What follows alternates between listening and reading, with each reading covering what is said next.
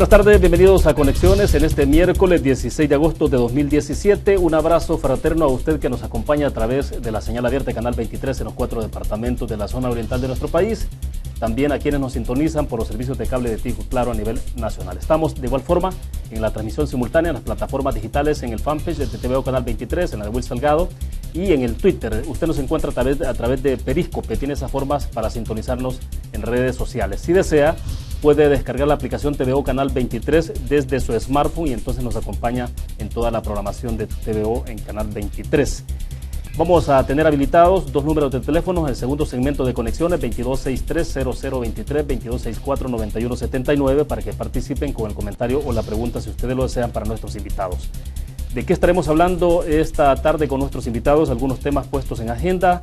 Elección de magistrados de Corte de Cuentas de la República, Barahona, que se supone que no va más de candidato, pero la posible propuesta de Julia Elizabeth Alvarenga, que ha generado también más suspicacia por su militancia al interior del partido Gana, además de que fue presidenta de una fundación que recibió fondos, se supone, de la Asamblea Legislativa por más de $600,000 en más o menos 2 años, además de que fue candidata a diputada suplente en 2012. Bueno, vamos a hablar de ese tema particular, elecciones de 2018. Hoy se está hablando, por ejemplo, del temor por la legalización de unos 200,000 centroamericanos. Esta información que se ha puesto en discusión en la Asamblea Legislativa, puesto que el último censo de población y vivienda de 2017 se supone que estimaba en más o menos 26,000 centroamericanos viviendo acá en nuestro país, y ahora se está hablando de 200,000. Eso genera más suspicacia en medio del papel que está desarrollando el Tribunal Supremo Electoral y de la posibilidad que haya un retraso incluso en la transmisión de resultados. Queremos hablar también de Estados Unidos, que suspende beneficios para los menores, y el caso venezolano que está en agenda. Pues bien, queremos agradecer esta tarde que está con nosotros en nuestros estudios acá en San Salvador, Jorge Villacorta, analista político y consultor. Jorge, bienvenido. Buenas tardes. Mucho gusto, William. Es un gusto estar con ustedes. Perfecto. Agradecemos también a Marvin Aguilar, culturólogo y docente universitario, que nos acompaña de forma regular. Marvin, bienvenido. Buenas tardes. Gracias, buenas tardes. Buenas tardes también al ingeniero Villacorta. Perfecto. Recordarles a ustedes de nuestro patrocinador de Conexiones, Almacenes Bomba, la explosión de precios bajos, con una promoción que corre a partir de viernes, sábado y domingo. En la segunda prenda que usted obtenga va a recibir el 50% de descuento del 18 al 20 de agosto. Dicho esto, pues bien, para comenzar me gustaría un poco las valoraciones en aproximación, Jorge, con usted en el tema de elección de magistrados de Corte de Cuentas de la República. Comisión Política, debo entender que hasta este momento habrá una reunión el día de mañana, y quizás entonces mañana estaremos ya más claros si es que efectivamente habrá alguna decisión de someter al Pleno la elección del presidente y magistrados de Corte de Cuentas de la República. La valoración para aproximar el tema, y después hablamos de detalles. Yo creo, mire, que de nuevo estamos ante la situación ya tradicional, histórica, en que los partidos políticos, todos sin excepción, terminan distribuyéndose en cuotas todos los procesos de elección de autoridades que se eligen por los representantes del pueblo, o sea que no es elección directa, sino que es una elección indirecta, que llamamos de segundo grado, pero es una elección. Se supone que los 84 diputados representan al pueblo entero. Y se reparten cuotas, todos los partidos, me consta, porque yo estuve en algún momento formando parte de una comisión que nombra la Comisión Política para el proceso de elección de magistrados de la Corte Suprema de Justicia. Y no ha sido así, después de la posguerra, siempre ha sido de esa forma. No, si es que estamos hablando de la posguerra, yo lo estoy hablando ya siendo diputado. Sí. Y estando ahí, es evidente que después de haber hecho todo un esfuerzo de hacerlo bien, de seguir los procesos técnicos que se siguen para nombrar personal como en un lugar, después de haber hecho todo eso y de haber valorado una serie de ítems y de calificarlos, 15 nombres, de los cuales había que escoger 5. Yo recuerdo muy bien que como a la 1 o 2 de la madrugada, resulta de que ya todo estaba arreglado y nosotros en la comisión esperando a ver que la cosa salía bien, y salió en ese momento el diputado Sánchez Serén y nos dijo, bueno, miren, ya todo está resuelto, ya nos pusimos de acuerdo, son 2 para Arena, 2 para el FMLN, y uno, vean de ustedes, resuelvan entre ustedes quién de ese uno. O sea, perdón, pero para entonces ustedes ya estaban... Era diputado de Cambio Democrático. Y ustedes debatiendo sobre una lista. Habíamos hecho durante un mes todo el esfuerzo para no solo escuchar a los candidatos, sino que le pusimos valoraciones a los distintos aspectos, su capacidad, su experiencia, publicaciones hechas, todo lo que corresponde para valorar. Y después de haber hecho todo ese esfuerzo, los 30 nombres los pusimos en orden. Entonces los primeros 15 era obvio, pero resulta que cuando Sánchez Serén nos dice quiénes son, ninguno de los que nos mencionó era parte ni siquiera de los primeros 15. Entonces, la pregunta es, bueno, entonces Sánchez Serén claramente me dijo, bueno, lo toman o lo dejan, pero eso ya está arreglado. Eso es un ejemplo, pero eso mismo había hecho Arena y siguió haciendo Arena el frente, es decir, terminan repartiéndose en cuotas, y eso es lo que daña a las instituciones. Fíjense en este momento, el tema de la Corte de Cuentas se ha entrampado, porque como hoy elementa el reparto de cuotas, entonces un partido se apropia de un candidato porque es el que le garantiza ciertos beneficios o cosas hacer o no hacer. El otro hace lo mismo, y el colmo, volvemos a caer en el problema de que cuando se nombran personas que tienen una relación de alguna manera u otra partidaria, no le queda más a la sala constitucional volver a lo mismo, y en la Corte de Cuentas es donde más ha sucedido esto, bueno, a decir que es inconstitucional. Ahora, por ejemplo, allí en todos los redes sociales ya está apareciendo que una de las candidatas para la presidencia que la propone gana, porque en el reparto a quien le toca esa gana. Entonces, es una señora, una abogada, pero bueno, ya aparecieron todo su pedigrí, cómo es militante, etcétera. Entonces, si la llegan a nombrar en la elección mañana, simplemente vamos a volver otra vez a aumentar el desprestigio de la Asamblea, de los diputados y de la clase política. Lamentable. Ojalá eso no sea así, y ahí hay definitivamente entre los candidatos personas valiosas, capaces, y no funcionarios con pasados incluso cuestionables, como el señor que estaba o está, no solo Barahona, sino que también un Cunza se llama, creo. Magistrado Cunza. Magistrado Cunza, que también en las redes sociales han aparecido una serie de problemas en su gestión cuando ha sido juez. Sí. Ahora bien, Marvin, justamente hasta la semana pasada la versión que había, por lo menos periodística, no era de que quien figuraba repetidamente en la lista de Gana y el FMLN era el magistrado Cunza, el ex magistrado Cunza, y también Barahona. Pero bueno, ya para esta semana se supone entonces que el caso Barahona parece que no va más, se supone.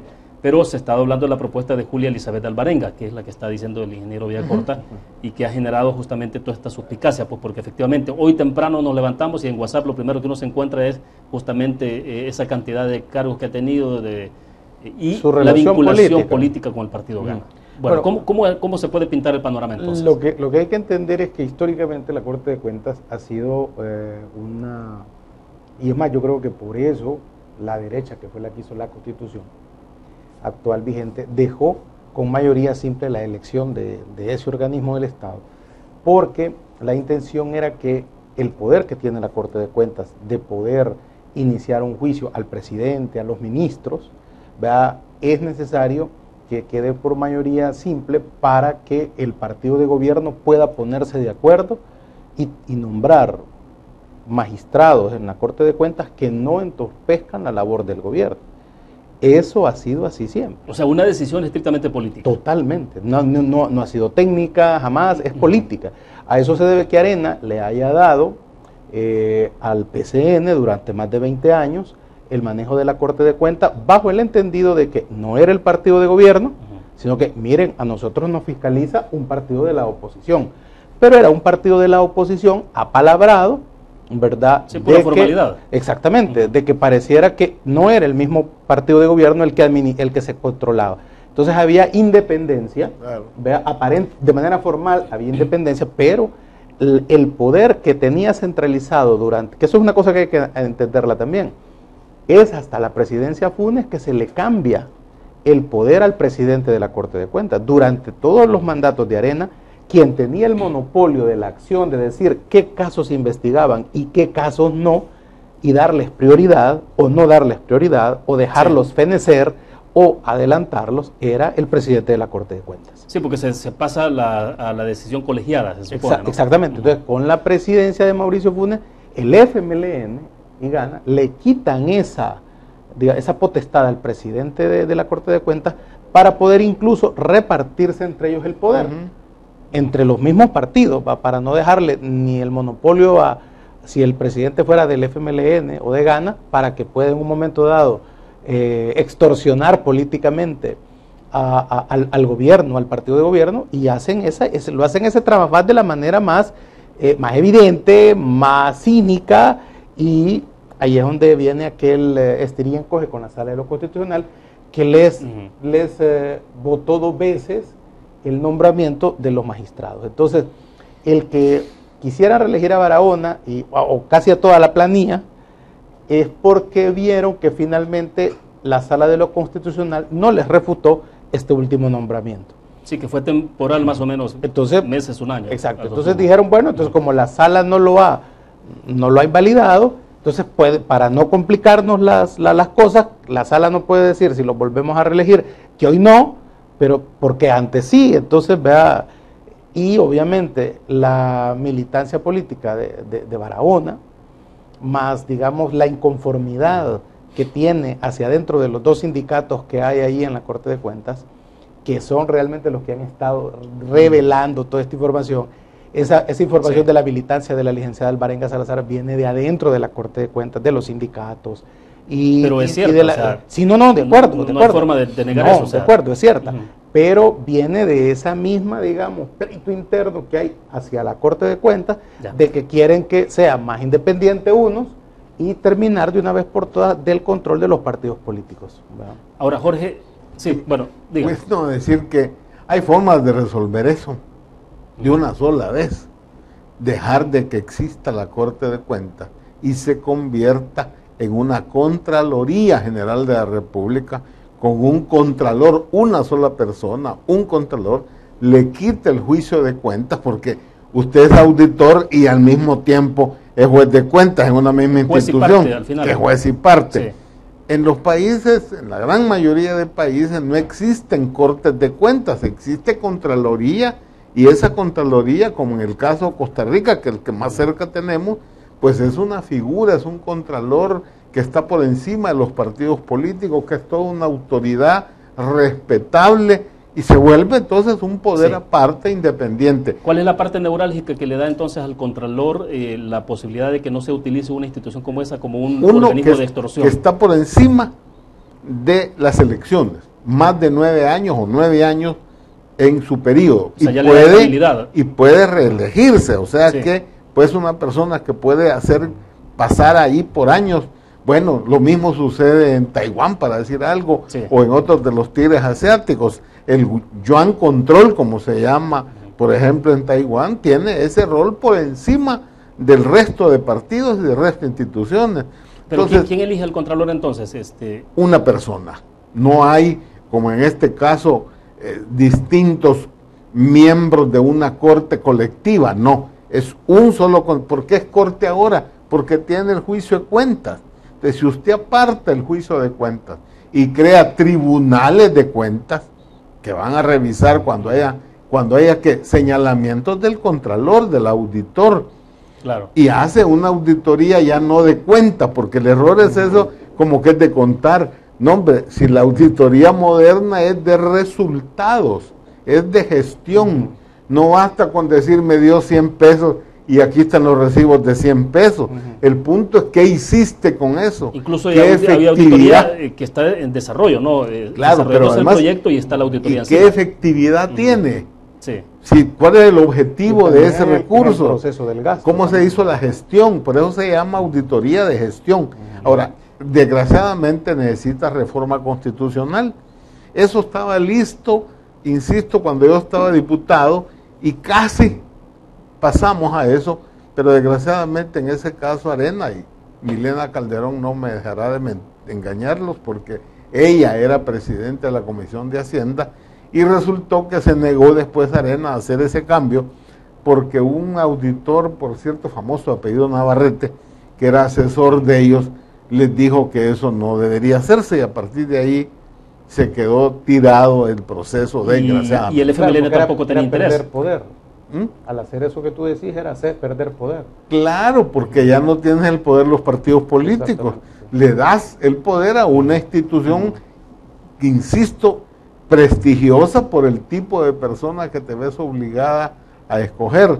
Entonces ya no está en manos de cuotas como es ahora. Pero el FMLN tampoco tuvo interés en su momento, Jorge. Miren, el FMLN, cuando estábamos en los temas de los acuerdos de paz, yo recuerdo haber tocado ese tema cuando estábamos pensando en las agendas, pero en ese momento no se valoró suficientemente lo que significaba la institución en el proceso de reforma institucional. Pensamos, pues obviamente, en ejército, policía, derechos humanos, etcétera, pero desgraciadamente ese tema no se lo valoró lo suficiente y no se hizo, no se incorporó a las reformas constitucionales que debieron hacerse en la Constitución Reforma del 83. Ahora bien, Marvin, en todo esto, ¿cómo salvar entonces la situación? La mayoría, por ejemplo, hay que hacerlo con mayoría calificada, pero igual, volvemos. Si se quiere hacer un ente contralor, habría que pasar por reforma constitucional. Claro. Todo esto, entonces, aprobación de la actual legislatura y ratificación por la que viene en 202018. Claro. Así tendría que ser. Y hoy por hoy no parece, no veo ningún partido político interesado en ese proceso. Chucho no come chucho y si come, no come mucho. Lo que quieren es salir con la Corte, tal cual está. Y hay que decirlo así, lo interesante de esta sala de lo constitucional, y ya lo decía el magistrado Rodolfo González, es que hoy los diputados no solamente tienen que aprender que no solamente cuenta tener los 43 votos, sino que las decisiones que se tomen tienen que ser constitucionales. Porque tú has sido diputado, tú lo sabes, lo que se decía siempre era la aritmética legislativa. Claro. Jorgito, vos podés tener razón en lo que estás diciendo, pero yo tengo los votos y lo siento. Y así hemos venido. Hoy la sala ha dicho de que ya no solo basta tener la aritmética legislativa a favor, sino que también aquellas decisiones sean constitucionales. Entonces la Asamblea lo que tendría que hacer es elegir a los 3 magistrados de la Corte de Cuentas, pensando que no se los van al día siguiente o dentro de una semana, se los va a invalidar la sala de lo constitucional, porque nuevamente han vuelto a poner a personas que están vinculadas a los partidos políticos, que desafortunadamente hacia eso vamos si eligieran a la licenciada Alvarenga o reeligieran a Cunza por todo lo que se ha dicho a través de los medios, de que son militantes de sus partidos. Entonces, hoy sí la sala de lo constitucional podría revertir, como vimos que revirtió todo el combo legislativo, ¿verdad? Claro. Que se echaron hace un mes, entonces podría volver nuevamente a invalidar la elección de la Corte. Es más, vamos hacia eso. Sí. Ahora, ¿por qué, Jorge, un poco el sentimiento que hay alrededor cuando se habla siempre sobre Corte de Cuentas de la República? Es decir, bueno, ¿qué más da si entra en acefalía o no entra en acefalía? Porque igual puede estar en acefalía, pero no seguimos bien, o sea, no vemos cuál es el trabajo que hace la Corte de Cuentas. Vaya, como no se ve porque el rol de la Corte de Cuentas, insisto, como es contar cuentas a posteriori, porque las decisiones de adquisición de bienes, contratos, etcétera, la Corte las ve después que se ha hecho, no es previo como en el pasado, pero antes el control era previo, peor todavía, porque entonces tenías en cada oficina a un contador que terminaba decidiendo qué cosas deberías de comprar. Imagínate el ministro de Defensa que dice que necesita 5 tanques y el contador dice, ¿y para qué quiere 5 tanques el general? Si con 2 bastan.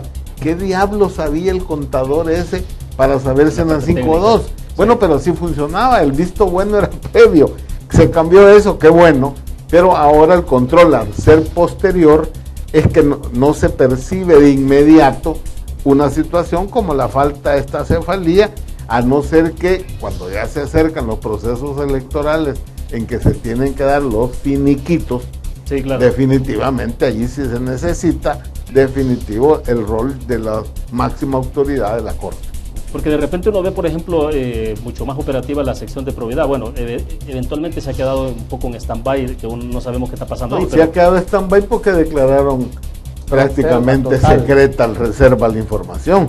Están trabajando, pero no se sabe porque lo declararon. Porque no lo van a decir hasta que ya estén las pruebas. En el caso de probidad y la Corte da ciertos datos. El trabajo de la sección de probidad, entonces la gente ahí es donde se pregunta, bueno, ¿por qué sección de probidad y por qué no Corte de Cuentas podemos ver mucho más actividad? Porque sigue siendo tomándose las decisiones adentro de la Corte de Cuentas de manera política. Es que imagínate que le conviene a Arena o al FMLN que la Corte de Cuentas de repente no te dé los finiquitos para inscribir a tus candidatos. Entonces, eso es una decisión política totalmente. Pero además no técnica. El rol de probidad, recuerde, es sobre las declaraciones que el funcionario hace cuando inicia y cuando finaliza. Claro. Y lo que establece probidad son indicios al comparar. No solo ahora, ya no solo audita, ya no solo compara, sino que audita el periodo. Y ahí es donde pero ese es otro rol distinto al de la Corte de Cuentas, que insisto, se refiere a gastos hechos y se revisa el gasto después de haber sido hecho. Pero esto es en términos de efectividad, de la operatividad de las instituciones, cómo se puede tener mucho más actividad, claro, salvando de que son instituciones distintas, desde luego, pero es esa la percepción que la sociedad va teniendo al final de las instituciones, ¿no? No, y que la Corte, imagínate que hubiera gente dispuesta a hacer cumplir la ley de Corte de Cuentas. Claro. Por ejemplo, no hubiera pasado lo que sucedió con el caso de la ex vicepresidenta de la República, Ana Vilma Escobar, que ella ha sido exonerada de todas las auditorías, pero no porque fuera declarada inocente, sino que porque prescribieron todos los casos. Entonces, ese es el poder que tiene la Corte de Cuentas, que si pasado 3 años el juicio que se te abrió, la investigación, no se le dio, movimiento, el juez de cuentas falló o falla el último día, ¿verdad? Para no pecar él, pero tampoco fregar al funcionario. Entonces, por eso fue que la Fiscalía intervino en la Corte de Cuentas, secuestrando un montón de expedientes donde se pretendía comprobar que los jueces de cuentas habían deliberadamente dejado que los casos prescribieran. Entre ellos iba el caso de la ex vicepresidenta de la República. Entonces, la Corte de Cuentas tiene esa gran facultad, y además de los grandes casos hacia adentro de la misma Corte de Cuentas, que está politizada en el sentido de que como hay cuotas partidarias a nivel de magistrados, pero también en los auditores. Entonces, no es raro que un magistrado del FMLN pueda beneficiar a los alcaldes del FMLN y perjudicar a los alcaldes de Arena o a los alcaldes de Gana. No es raro también al revés que el magistrado de Arena pueda perjudicar o exonerar o llegar a un acuerdo entre magistrados. Aquí lo que te decía, Chucho no va a comer mucho. No pasa nada. Exacto. Entonces nadie se araña a nadie, ¿verdad? Entonces, y eso lo han hecho todos los partidos políticos. Perfecto, nos quedamos en el punto, tengo que hacer una pausa comercial. Cuando regresemos tenemos otros temas pendientes ahí que queremos desarrollar y avanzar en el tiempo. Recuerdo de nuestro patrocinador de Conexiones, Almacenes Bomba, la explosión de precios bajos, con una promoción que corre de viernes, sábado a domingo. La segunda prenda, usted tiene el 50% de descuento. Vamos a la pausa, regresamos.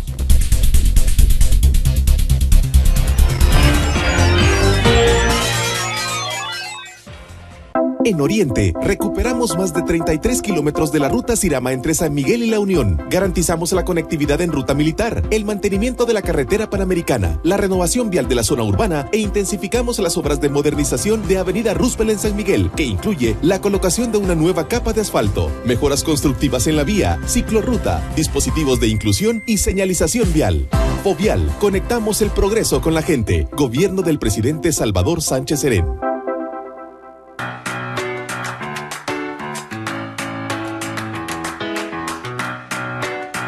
Mi nombre es Gabriel Recinos, tengo 31 años, formo parte del team desde su creación en 2015. Durante la permanencia con el team he aprendido a ser más disciplinado en cuanto a la técnica y otras formas de poder practicar este deporte. Yo lo inicié a practicar años atrás, inicialmente por cuestión de salud. En este caso ahora también he integrado el elemento competitivo, que ha sido un complemento a la forma en como yo veía el atletismo. Me dedico al área del periodismo enfocado sobre todo al área legislativa. Para aquellas personas que están interesadas en formar parte de este estilo de vida, los invito a que lo hagan. Van a darse cuenta que los beneficios para su salud son muchos.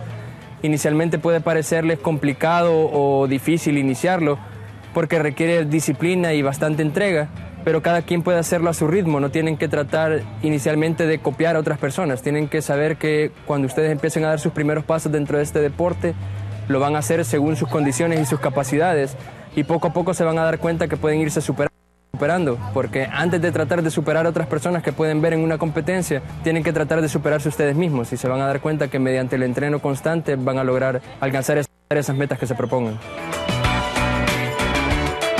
Recuperamos más de 33 kilómetros de la ruta Sirama entre San Miguel y La Unión. Garantizamos la conectividad en ruta militar, el mantenimiento de la carretera panamericana, la renovación vial de la zona urbana e intensificamos las obras de modernización de Avenida Roosevelt en San Miguel, que incluye la colocación de una nueva capa de asfalto, mejoras constructivas en la vía, ciclorruta, dispositivos de inclusión y señalización vial. Fovial, conectamos el progreso con la gente. Gobierno del presidente Salvador Sánchez Serén.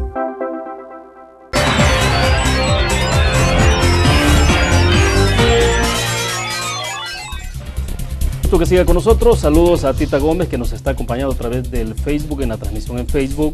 También le mandan por acá saludos al ingeniero Villacorta, dice, y a su otro invitado, Ana Milagro Acosta, dice, excelente programa. Bueno, saludos a todos los que están con nosotros a través del Facebook en la transmisión. Quisiera que pasáramos un poco a hablar un poco de cómo se perfila 2018 en elección para diputados y alcaldes. Decía cuando introducíamos los temas en entrevista, ingeniero y Marvin, sobre este temor que se ha generado últimamente, justamente en las últimas horas, por la legalización supuesta, o se está solicitando más bien el procedimiento para agilizar ese proceso de legalizar el estatus de unos 200.000 centroamericanos. Y ahí hay un dato que es lo que está generando más la suspicacia, porque dice que el último censo de población y vivienda de 2017 se estableció que habían más o menos 26.000 personas y no 200.000. Pero bueno, comencemos con ese dato, ingeniero. Bueno, veamos. Desde el punto de vista, me parece legal, si usted quiere, la Constitución deja claro que un centroamericano puede ser perfectamente salvadoreño por nacimiento. Artículo 90 de la Constitución. Porque la Constitución nuestra tiene una tendencia teórica a favorecer la integración centroamericana. Hay otros artículos también en ese mismo orden. Aquí se trata de ciudadanos centroamericanos de distintos países que no están legales. Porque ¿cuál es el punto? Que hay que solicitar ese beneficio, está establecido, pero tiene que solicitarse. Y ahí, hasta donde entiendo, es que lo que están haciendo es una ley transitoria, y eso todavía da más suspicacia, una ley transitoria para que estas personas vayan y sigan un proceso, que es lo que la ley va a establecer, el procedimiento para poder pasar a ser nacionales y por consiguiente tener DUI y poder votar. Esa es la impresión que genera ahí. Sí, porque dicen que, bueno, si habían o hay 10 requisitos, se estaría bajando prácticamente 2 o 3 requisitos para facilitar, flexibilizar incluso el pago del proceso, ¿no? Ahora, le digo, para mí, si no pensamos en esto electoral, hombre, qué bueno que lo hagan y qué bueno que le faciliten a ciudadanos de Centroamérica a legalizarse y ser salvadoreños tal como la Constitución lo considera.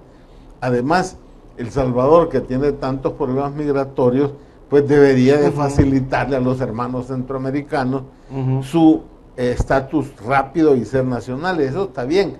El problema que genera la suspicacia es por qué en este momento, por qué transitorio, por qué no establecerlo de una sola vez y dar la impresión entonces a la gente que esto es intencional para el tema electoral. Y claro, si son 200.000 o menos y vota de eso el 40%, supóngase, o 50%, ya le cambió todas las posibilidades de los procesos electorales. En un país donde se ganan las elecciones con 6.000 votos. Y esa fue la diferencia en la presidencial. Y cuidado, exactamente. En la presidencial es peor, porque el presidente Sánchez Serén ganó por un poquito más de 6.000 votos. Y de 100.000 no digamos, le cambia totalmente. Vamos a ver. Eso es el punto. Sí. Hay que equiparar este mismo proceso de legalización de extranjeros en el país con lo mismo que hizo Ronald Reagan. Tú te recordarás, Ronald Reagan emitió un decreto donde le permitía a todos los que estuvieran sin documentos y que hubieran vivido más de 10 años en Estados Unidos, legalizarse. Allí se beneficiaron muchos salvadoreños, muchos hispanos. Bien, esta gente agradecida votó por el Partido Republicano. Siempre va a ser. ¿Crees que habrá ocurrido eso? Sí, eso pero ese no es tan automático, ¿verdad? Fue el momento en que el Partido Republicano hizo clic con los latinos y que empezó a ver el Partido Republicano, tradicionalmente racista y xenofóbico, de que había muchos valores que compartían con los latinos, la familia, la cristiandad, el trabajo, ¿verdad? Entonces vieron que el latino también tenía muchos valores parecidos a los republicanos, y es allí en ese momento, en el gobierno de Ronald Reagan, que surge un movimiento interno dentro del Partido Republicano latino, porque vieron de que Reagan los benefició con esta amnistía de legalizar a todos, prácticamente. Coincidencia y cálculos electorales. Totalmente de acuerdo, sí, así fue. Entonces, y esto fue para el segundo periodo de Reagan, sí. Donde fue, la votación hispana por primera vez cambió en el sentido de que poca siempre, pero ya no votaban solo demócratas, sino que también votaban republicanos. Bien, lo extrapolaste a Estados Unidos. Si lo traemos ahorita para acá, que por ejemplo, te lo digo porque nosotros en San Miguel vivimos la migración de nicaragüenses y hondureños. Es correcto. Es allí donde está la mayor cantidad de gente. Migrante. Y llegan a trabajar de muchas cosas a los nicaragüenses. O había en el pasado, ahora ha disminuido. Bueno, lo que sucede es que el último censo fue hace 10 años. ¿Verdad? Fue en el 2007. Entonces, por ley, el gobierno tiene que hacer hoy un censo este año, claro, pero por recursos económicos no lo ha hecho. Entonces, aquí otra vez la derecha vuelve a caer en una trampa. Es decir, sí es sospechoso, y sí, si estos centroamericanos son legalizados por este gobierno, es también lógico que si pueden ejercer el voto, van a irlo a hacer por el partido de gobierno que les ayudó a legalizarse. Porque hay que tenerlo en cuenta, si un nicaragüense, un hondureño y los guatemaltecos, que son el grueso de gente que está aquí, que es la que se va a legalizar, van a poder tener doble nacionalidad. Porque El Salvador no te exige que renuncies a la nacionalidad chapina, sí, ni a la nicaragüense, ni a la hondureña. Entonces, es todavía mucho más ventajoso para esta gente, más beneficioso porque van a poder seguir siendo nicaragüenses y salvadoreños a la vez, y en el momento que ya no quieran vivir en El Salvador o que quieran regresarse a Nicaragua, van a poder gozar de eso. Ahora, ¿cómo le decís al gobierno? Usted me dice que son 200,000 y hace 10 años me decían que eran 27,000 o 23,000. ¿Cómo le refutas eso al gobierno si no es teniendo un censo? Pero como ha habido una idea sistemática de bloquear todo lo que hay al gobierno, ahora la oposición no tiene un documento real, más allá de imaginarse. Ahora, pero se puede recurrir, ingeniero, por ejemplo, al CNR, ¿no? O sea... No, porque no ellos son ileales. Hay instituciones que ellos son ilegales. No, por eso es que la ley esta facilita el proceso. Para saber entonces cuántos están ilegales. Entonces no se sabe. No están ilegales. Exacto. Pero ellos perfectamente, por los derechos que da la Constitución, pueden solicitarlo. El problema es cómo. Y para eso es la famosa ley transitoria. Ahorita el único que sabe cuánta gente entra es migración. Pero, exactamente, pues sí, exacto. O sea, no, y además, la mayoría de nicaragüenses y hondureños entran legal porque no hay ningún problema. Tienen 90 días para estar aquí. El problema es que se quedan después de 90 exacto, días. Pero ellos solo pueden ir y salir y volver a entrar a la frontera y ya les dan otros 90 días. Ingeniero, pero es inevitable quitar este fantasma de que pueda haber una cuestión de fraude. No, porque es una realidad, tal como ha dicho Marvin, si aquellas personas que se van a sentir favorecidas, podemos especular de que se verán motivadas a votar por el partido de gobierno. ¿Qué es lo que peor que puede hacer Arena? ¿Cómo nos curamos en salud entonces? No hay forma, si la ley la aprueban, y es muy difícil negarse a aprobar una ley que, insisto, tiene una base constitucional y además Y por principio, ¿no? Por nosotros tenemos compatriotas en Estados Unidos por lo que estamos peleando. Candil de la calle, oscuridad de tu casa, Y ¿no? segundo, El Salvador le interesa la integración centroamericana. A quien más le interesa la integración es a El Salvador, porque no tenemos frontera con el Atlántico. Es que El Salvador nunca se salió de la Federación Centroamericana. Por eso. Tú sabes que todos se salieron. El Salvador nunca se salió. Por eso. O sea, El Salvador nunca se ha salido. Nosotros seguimos siendo parte de la Federación Centroamericana. Sobrevivimos precisamente. Entonces el artículo 90, exacto, el artículo 90 de la Constitución, que lo pueden revisar los televidentes, y somos la única constitución de Centroamérica que le da la calidad de salvadoreño por nacimiento. Pero estamos hablando solo de los 5 países, que es Costa Rica, Nicaragua, Honduras, El Salvador, Guatemala. Esa es la región centroamericana, la federación, digamos, de las Provincias Unidas del Centro de América. Bien. Ahora, pasemos al otro punto, en el tema electoral, el papel que está desarrollando, ingeniero, el Tribunal Supremo Electoral. Solo quisiera cerrar una cosa. Lo peor que puede hacer Arena en este tema es oponerse de forma pública a que se legalicen a estos centroamericanos. Porque los votos los tienen, es constitucional, ahí no va a haber ningún problema. Entonces, pero ya una vez teniendo DUI, les van a pasar factura por no haberlos dejado legalizarse. Ojo con eso, ¿va? Sí, le consultaba entonces sobre el Tribunal Supremo Electoral en este momento, el hecho de que, bueno, está todo esto de si la firma coreana entra o no entra con todo su equipo, la parte de la preocupación que ha habido si vamos a tener resultados el mismo día en la noche, la capacitación de la JRB, todo eso, bueno, usted ya lo conoce de alguna manera. Claro. ¿Cómo ve entonces en este momento el papel del Tribunal Supremo Electoral? Estamos a menos de un año, o sea, si hacemos cuenta son meses. El problema son dos. Yo digo, primero el principal preocupación y problema es si van a haber elecciones o no. ¿Y eso de qué depende? De que existan las juntas electorales, es decir, la mesa, que se constituya la junta. Y estamos en esa duda porque, siguiendo la resolución de la sala, tienen que ser personas que no pertenezcan a partidos políticos. Dadas por el tribunal tiene que buscarlos en los registros que presentan los partidos de sus listados de militantes, pero no solo eso, tienen que ser además ciudadanos que vivan en ese municipio donde van a formarse las juntas. Entonces no puede decir usted, mire, ¿por qué las universidades no mandan lista?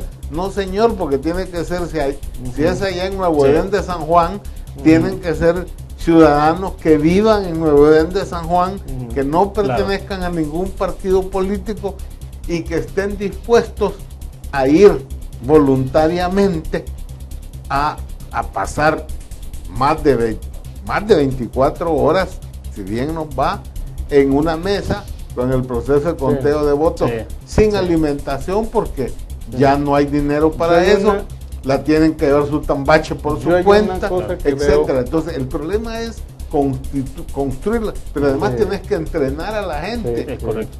Yo estoy convencido que el tribunal, que está formado por partidos políticos, han tratado de que esto se prolongue, no tomar decisión, porque al final a mí me parece que hay una intencionalidad de que en la hora de las cosas no llega la gente, y entonces los que son vigilantes de los partidos, que esos sí van a estar ahí y son ciudadanos, van a terminar diciendo, mira, no podemos dejar que no haya elección. Entonces tú se conforman. Pero una decisión ya algo deliberado. Ahí no va a quedar otra cosa. ¿Cómo le vas a negar que si son ciudadanos? Que eso es un fraude electoral. Están igual como pagarle a las pandillas para pedirles que te den votos. Exactamente igual. Hay una cuestión, fíjate, Aliados por la Democracia hizo una denuncia en su momento que es válida y que lo que Jorge dice es interesante porque Arena se ha quedado callada también. Que todos están en lo mismo. Se ha quedado calladita, ¿te has fijado? No ha dicho nada. De alguna forma ¿Sabes? Te voy a decir cuál va a ser el problema. Sí, te voy a decir cuál es el problema en realidad que va a haber. Vaya, asumamos de que por la premura, de que porque es la primera vez, el tribunal le dé el aval al listado que mandan los partidos políticos, porque efectivamente este tribunal no va a querer decir que no va a haber elección. Va. Y se instala en ese listado de miembros no partidarios de mentiritas, ¿verdad? Porque son no partidarios, pero te lo mandan los partidos políticos. En realidad el gran problema que va a haber es el conteo de votos, es el llenar las actas. Entonces fíjate bien, si no hay tecnología en las juntas receptoras de votos para poder saber en cuánto se partió un voto, cuánto porcentaje le corresponde a los candidatos. Sí, correcto. Entonces ese escrutinio se va a prolongar a las 5 de la mañana. Entonces, ¿quién va a aguantar tanto? El resultado no se va a tener a las 9 de la noche. No, es que no, imposible, no lo va a haber. Entonces, por más que ellos te estén diciendo, hasta que no tengan ellos una tablet, que anuncien, fíjate bien. Lo que tiene que hacer, no sé si tú estás, no, es Juan José Martel, el que está usted en la Junta Electoral, ¿verdad? Yo no soy de Cambio Democrático. Sí, yo no estoy. Okay. No, entonces, sí, Juan está en miembro de la Junta. Entonces, hasta que no diga el Tribunal Supremo Electoral que van a haber laptops o tablets desechables, si querés, en cada paquete electoral, para que desde ahí tú estés enviándolos a los centros, vamos a poder decir que va a haber fiables y todo eso. Incluso sirve porque si alguien dice que le han hecho fraude, fíjate bien, si alguien viene a decir, mira, me han robado la elección, el tener la tablet con el programa, exacto, tú ya vas a ir a decir, y fue en la urna tal y tal. No vas a tener que decir, abran la urna. Eso que estás diciendo no se va a dar. Bueno, entonces ahí es donde está el fraude. No hay tiempo para armar esas máquinas, ni hay recursos para hacerlo. Ahora bien, el punto no es la transmisión. El punto es que primero que existan juntas y segundo el conteo. Por eso el tribunal planteaban que solo se hicieran cuentas globales, es decir, de los votos por bandera o de lista, de manera tal que tú puedas decir a primeras horas de la mañana a cada partido en cada departamento cuántos diputados le tocan. Y después quedarse el detalle. Y después quedarse quiénes, suponte. Sí. Estamos hablando de San Salvador, 24, entiendo que son los, no me equivoco. Bueno, 8 para Arena, 8 para el Frente, 2 para no sé qué, punto. Cambia sin decir quiénes. El que va a cambiar es quiénes. Interesante. ¿Me explico? Y eso de quiénes, ahí sí van las marcas y las famosas preferencias. Pero eso lo piensan dejar a que se haga en el tribunal centralizado. Ah, claro. Va a ser otro lío que se... ¿Por qué? Porque no te puede arreglar. Hacer actas con esos datos a esas horas, con personas no entrenadas. Las actas van a ser otra vez igual en papel, carbón, donde a la hora, las primeras 2 o 3 las leerás, las demás no se entiende. Y el no entrenado, el 7 parece 1, el 3 parece 5, y le aumentas otro 0 y ya son 110. Y esa es una forma de fraude electoral, Willy. Bueno, nos quedamos en el punto porque sí tengo que hacer una pausa comercial. La última pausa, regresamos porque tenemos también otros temas en agenda. Vamos a una pausa, regresamos.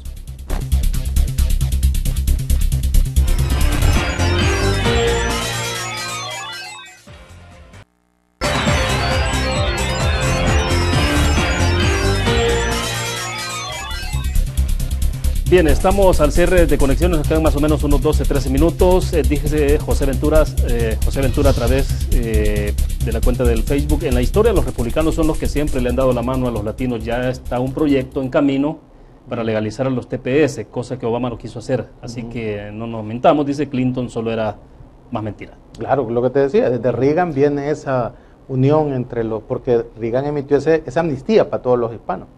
Bien, y como estamos hablando de elecciones y al final de cuentas yo creo que hay algunas decisiones que pueden tener repercusiones, ustedes me dirán en el análisis, algo ha ocurrido por ejemplo este día, la información que conocimos que Estados Unidos suspendió los beneficios para los menores en un programa especial que había, pero no se trata única y exclusivamente del caso salvadoreño, sino que alcanza a Guatemala y Honduras. Jorge, el Triángulo Norte. Pero se ha manejado que eso va a tener alguna consecuencia y sobre todo porque algunos lo relacionan también ya a la posición de El Salvador sobre el caso venezolano. Es obvio que la gente lo relacione, porque si bien es cierto, es para los niños del Triángulo Norte los afectados, sí, pero en la práctica el 80 o 90% de los beneficiados hasta ahora son salvadoreños, entonces la impresión que genera es eso. ¿Por qué? Porque ¿por qué en este momento toma la decisión el gobierno de los Estados Unidos? Pero no solo eso, Jorge, también en Estados Unidos ha tomado la decisión contra los Dreamers, que son los muchachos que no tienen documentos, pero que han vivido ahí, también ya se va a suspender. Y por consiguiente el tema del TPS, pues todavía más la amenaza de esa tormenta perfecta está ahí, porque imagínate lo que puede significar ¿qué hace una población que tiene ya varios años de vivir en los Estados Unidos, de trabajar, que ya dejó de ser campesino y tiene costumbres clase media, se ha formado, ha aprendido, ha adquirido formas de vida y de consumo? Pero además, si estuvo en TPS, es una persona que se ha portado bien, porque es de la gente que ha contribuido con impuestos. Pero entonces, cuando te la manden para acá, ¿qué le vas a ofrecer? Cuando a la guerra con Honduras, pues nos mandaron campesinos y con unas 5 manzanitas aguantaban hambre y ahí quedaban. Pero una población que ya tiene otras formas de vida, que ha adquirido en una sociedad de consumo como los Estados Unidos, ¿qué le vas a ofrecer en un país donde no genera empleo? Ahora, ni siquiera para los nacionales. Vaya, y aquí nos agrega José Ventura, nos dice, recuerden que como país no estamos bien representados, ahí siempre tirándole pedradas a Estados Unidos y los afectados somos los latinos. ¿Qué beneficio nos da Venezuela? Dice. Bueno, pero es que el punto es este. En primer lugar, hay una política migratoria de este gobierno, de Donald Trump, de no prolongar más estos beneficios migratorios. O sea, Trump es racista, es xenofóbico, pues. Eso, y no es una cosa en contra del gobierno de El Salvador específicamente. Le acaba de suspender el TPS a Haití. ¿Y qué? ¿Vea? Acaba de sacar un listado de países que no pueden entrar sus ciudadanos a los Estados Unidos. Es decir, eventualmente vos no verías que esto esté vinculado a, a la posición de El Salvador sobre Venezuela. Él quiere detener la migración a Estados Unidos de todos lados. Por ejemplo, yo miraría que está mucho más grave esas reformas a la ley de extinción de dominio que se hicieron, ¿verdad? Porque los gringos tienen claro que la corrupción es la que hace que la gente se vaya de este país. Porque como los políticos se roban todo y no invierten en educación, en salud, en seguridad, la gente mejor se va de aquí. Eso los estadounidenses, el gobierno gringo lo tiene claro. La gente se va de El Salvador por la corrupción. Pero vaya, la ley de extinción de dominio, finalmente la reforma fue paralizada. Por eso te digo, para mí es mucho más grave. Digo, la Sala de lo Constitucional. Es mucho más grave las reformas a la ley de extinción de dominio que el apoyo a Venezuela. Porque el apoyo a Venezuela, los Estados Unidos, que tiene el poder de aplicarle sanciones económicas a Venezuela, no lo ha hecho. Lo que ha hecho es quitarle la visa al gabinete, pero no le ha puesto sanciones económicas. Ahora, México le ha estado haciendo los mandados a Estados Unidos y Estados Unidos lo está tratando de la patada, lo llamó la vez pasada el país más peligroso del mundo, cuando no es así.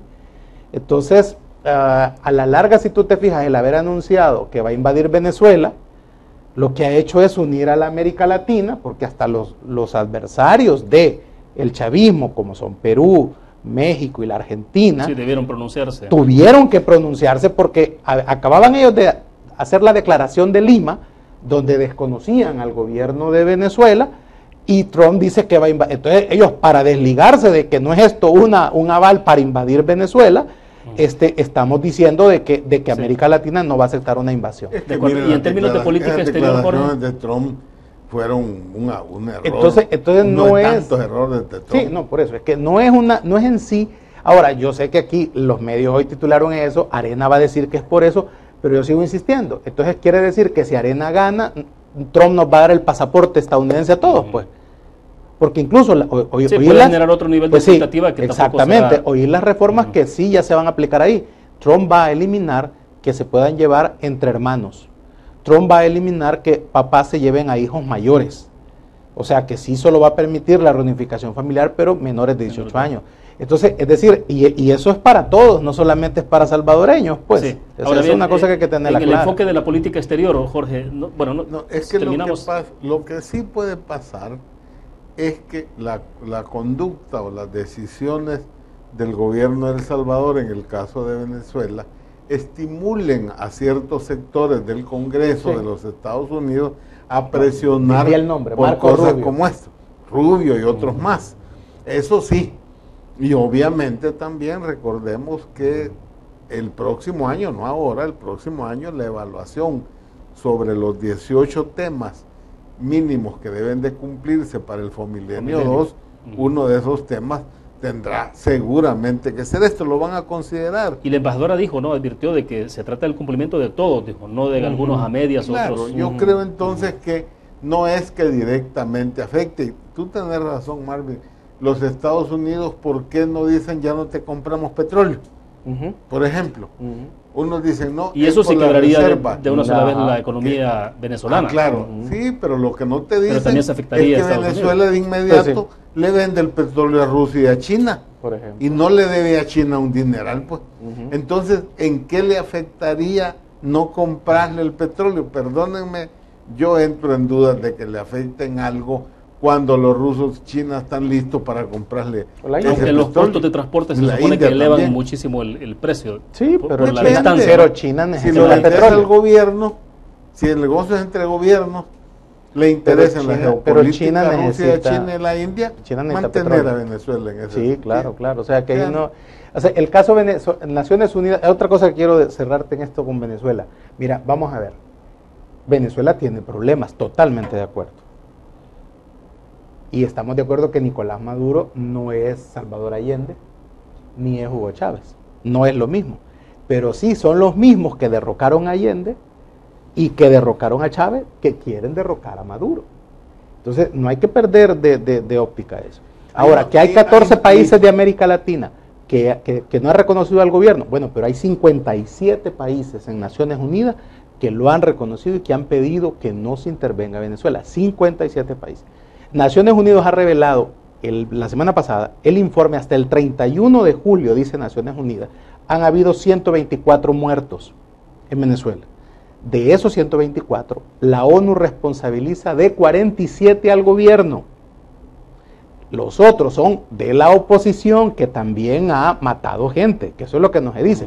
Como aquí se habla del respeto, por ejemplo, en la sala de lo constitucional. ¿Qué pasaría si aquí alguien agarra un helicóptero y le dispara al edificio de la Corte Suprema de Justicia? Bueno, pues eso ha pasado en Venezuela y lo ha hecho la oposición.